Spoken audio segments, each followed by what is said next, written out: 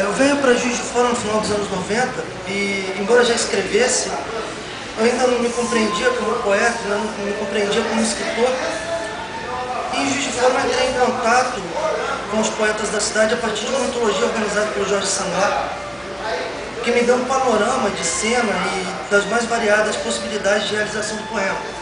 Porque até então, eu sou de Barra Mansa, interior do Rio de Janeiro, lá havia uma certa cena constituída que era muito similar ao que acontecia nos anos 70, final dos anos 70, entrada dos anos 80, no Rio de Janeiro, com poesia marginal e impressão de poesia em mimeógrafo. Havia dois grupos então em Barra Mansa, um era o Projeto Rebento, o outro era o Flor de Zinco, e eles se reuniam na minha casa para organizar o que eles chamavam de Domingo no Parque, que era um encontro de varal de poesia, etc. E eu tinha essa convivência com o poema a partir disso. Não com a produção do poema propriamente, embora já escrevesse. Aqui em Juiz de Fora eu começo a me deparar com uma espécie de construção de cena, a entrar em contato com os poetas da Delira e tal. E havia um outro grupo de poetas que, assim, estou chamando de grupo como maneira genérica de pensar essas figuras, embora eles não se constituíssem exatamente como grupo, dadas as diferenças de produção. De alguns poetas que tinham uma vida acadêmica, levavam uma vida acadêmica melhor resolvida e estavam de saída da cidade. No caso, Anderson Pires, André Monteiro, a Érica Kellner, a Elza, que resultou inclusive no livro de poesia que o Anderson cita em outro vídeo. Sete Poetas, então a referência do nome, não lembro bem o título do livro.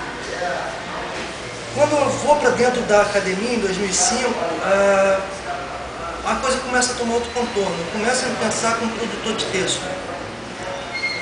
E dentro desse espaço de produção de texto, eu começo a perceber que as relações com a escrita dentro da cidade, a manutenção delas sempre foi de um determinado insulamento e de pouco diálogo, pelo menos a princípio, em aparência, pouco diálogo entre as gerações que se constituíam dentro da cidade.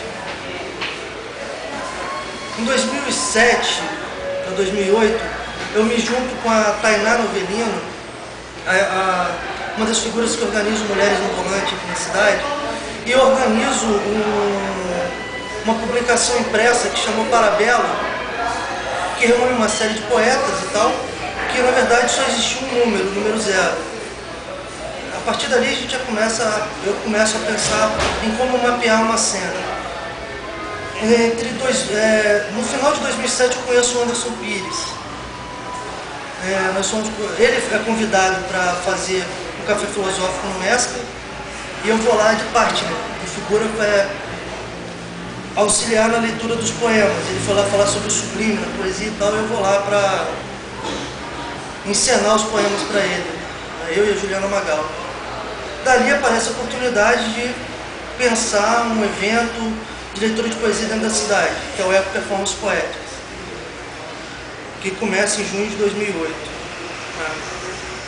Que eu, o Anderson, a princípio, e a Juliana Magal e a Carla Machado inauguramos a primeira formação que organiza o Eco Performance Poéticas. Em 2009, a partir do segundo evento, é incorporado o Pedro Paiva como DJ.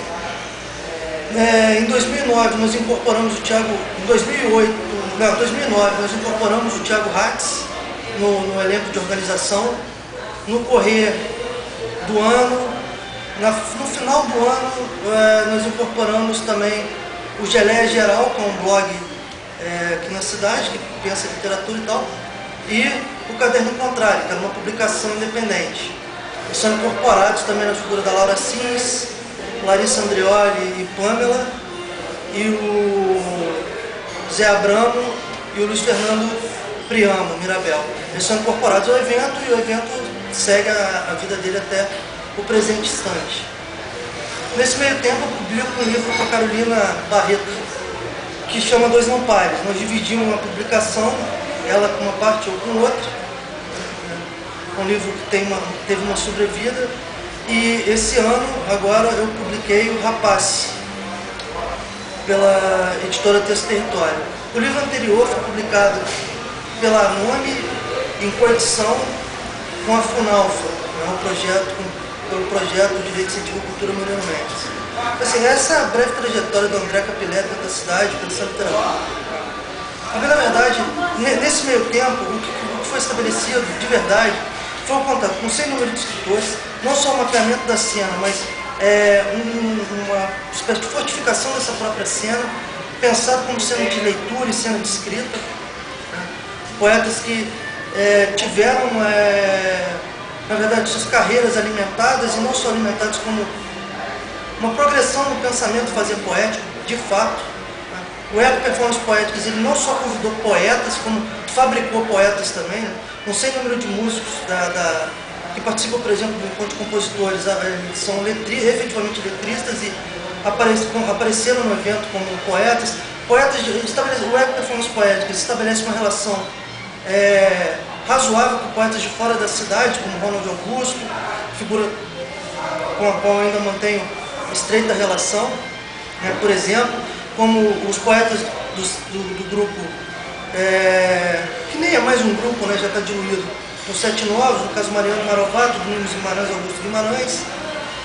Na última edição do Eco do ano de 2012, foi possível aparecerem dois poetas também do Rio, que é o Luiz Coelho e o Thiago Florencio. Em outra oportunidade veio o Eco também o Dado Amaral e veio a Beatriz Bastos, veio a Ana Beatriz Ferreira, que assina na B. Quer dizer, o Eco também possibilitou uma série de relações com poéticas relativamente diferentes das que são praticadas dentro da cidade. A cidade ela oferece um sem número de autores com as mais diversas inclinações na feitura e na leitura dos textos. É difícil pensar num recorte geracional para a poesia de Juiz de Fora. Embora essa demarcação ela se dê efetivamente por conta das datas de nascimento, né? E na data de nascimento estreia literária, mas está todo mundo vivo, na medida que está todo mundo vivo, todo mundo se relaciona. Eu, em particular, tenho uma excelente relação com as duas gerações que me precedem, tanto com os poetas que fizeram parte do Abre Alas e Delira, quanto com os poetas de uma geração, vou chamar disso, né, para ficar didático, da geração imediatamente anterior, que é a geração do Anderson e do André, embora eu mesmo tenha nascido nos anos 70, como eles, né? E a geração mais recente da qual eu faço parte mais efetiva por conta dos anos das publicações, como o Thiago Reitz, a Laura Assis, o Fred Espada e a Carolina Barreto. Quer dizer, é um sem número de nomes, né, que estão elencados aqui dentro da cidade produzindo a partir dos seus lugares, a partir da construção das suas próprias vozes, com as mais diversas características. Existe sim uma determinada incidência de uma presença da poesia marginal dos anos 70 do Rio, em alguns desses autores, como também alguns dos beatniks que frequentam com maior intensidade um determinado circuito de pensamento.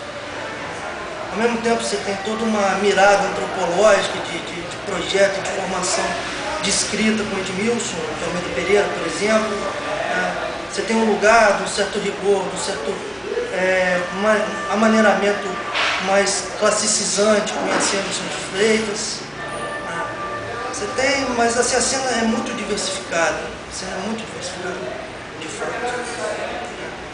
Não há como segurar a cena a partir das referências de leituras e da efetivação do texto. Né? Em particular, eu acabei entrando em contato com outro circuito de leituras, né, que hoje aparecem de alguma forma na construção do meu texto, mas nada muito evidente. Eu fico pensando nessa coisa de geração, por exemplo, quando a gente tende a encontrar a Prisca Gustoni muito vinculada a essa geração mais anterior, dentro da cidade, que é a geração do Abre Alas e do Delira. Quando na verdade ela também nasce nos anos 70, ela é da mesma idade do Anderson, do André, muito próxima de mim. A própria ideia de geração é muito rasurada, né? Muito problemática. Embora a Prisca tenha incorporado interesse nessa geração por motivos diversos, até por conta do tipo de produção dela, quando ela organiza o Olho de Minas, por exemplo, que eu acabo de alguma maneira colaborando junto com a Carolina Barreto na organização dessa antologia. Eu vou ler um poema do Rapaz. É importante lembrar que, sim, que eu, em particular, eu atuo em trânsito, né? Eu não sou da cidade, mas sou radicado na cidade. Eu não me penso como um poeta da cidade, mas um poeta que interfere na construção da cena dessa cidade, isso é um fato. E o livro que sai agora, O Rapaz, ele não é editado pela Lei de Incentivo à Cultura Murilo Mendes, que é uma coisa importante de ser salientada, é pensado como outro modelo de produção. A partir da iniciativa do Alexandre Faria e do Oswaldo Martins, são professores e poetas que criaram essa editora a partir de uma página na internet. Estou pensando em entrar na cena literária com outra proposta de edição, que não a que a gente tem encontrado de modo faceiro na cena literária, não só de Juiz de Fora, mas como brasileira. Na verdade, essa coisa da cena Juiz Forana, em particular, ela é um ponto de partida para pensar a produção nacional. Juiz de Fora não está fora do Brasil, Minas não está fora do Brasil, essa coisa de Sudeste, Nordeste e tal, Sul, é muito problemática, está mais do que na hora de rasurar esse tipo de fronteirização. E essa proposta de pensar a cena faz com que nós pensemos as nossas próprias articulações com as saídas para outros campos que não pensar provincianamente.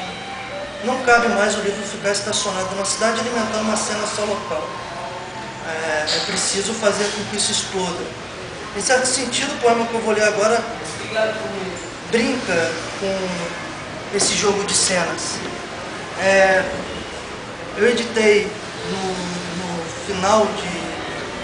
no meio de 2011, uma plaquete, que foram só 50 exemplares, que chamava Zangarreio, e o poema que abria o Zangarreio chamava Low Profile, e eu desmanchei a plaquete, e alguns desses poemas eu incorporei ao Rapaz, e o modo de fazer o Zangarreio comparecer é renomeando o Low Profile como Zangarreio. Enquanto cadeiras são lotadas por esquecidos, cadeiras latifúndios, tipo luxo, lotes baldios, leis com todo vigor prendem, mas não pegam, enquanto cadeias são lotadas de ex-famosos, e esquecidos andam na linha e vão cada vez mais dentro. Enquanto cadeias estão lotadas por esquecidos, futuros tipos de esquecidos fazem fila para entrar e estar cada vez mais dentro. E uma vez dentro, formar quadrilhas, cirandas entre cadeias e cadeiras. Enquanto no pátio, outros atores que são de dentro fingem querer estar fora, zumbiscavam com colher pequena e mineram em covas de outros esquecidos, que amontoados, feito ratos, do dentro e do fora, cabeça a cabeça, espremidos corpo a corpo, atritam cotovelos esperando o fogo de ideias, que são as mesmas ideias de cadeiras e cadeiras. Embora cadeias e cadeiras possam ser mais que só ideias, quando ideias passam a ser mais que fogo, e textos menos cinzas e territórios menos escombros.